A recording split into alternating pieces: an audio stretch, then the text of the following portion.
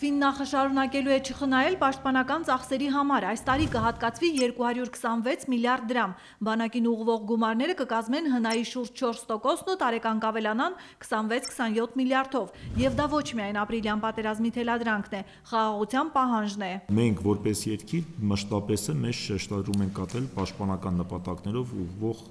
ծախսերի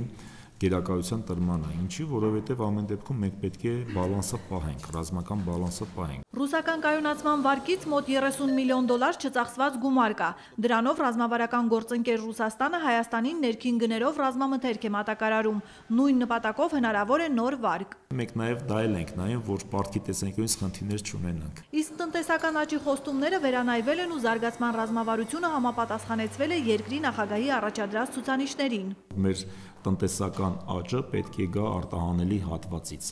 Եվ մենք այն թիրախները, որ դրել ենք մեր կառավարության ծրագրում, արտահանման ցուցանիշի նկատի ունեմ ապրանքների եւ ծառայությունների արտահանումը ՀՆԱ-ի մեջ, որ պետք է հասնենք 40%-ի։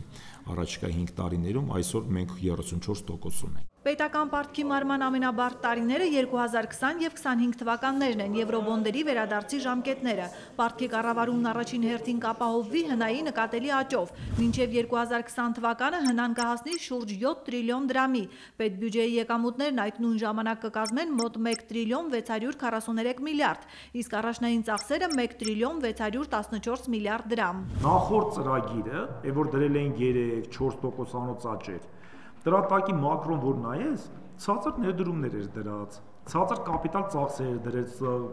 բյուջեի մասով, հիմա փոխում ենք դա։ Հիմնական աղբյուրը մասնավոր ներդրումներն ու բարեփոխումներն են, որոնք արդեն մեկնարկել են ու առաջին արդյունքներն են տալիս։ Արմինե Ուդումյան, Արմեն Անդրեասյան, օրակարգ։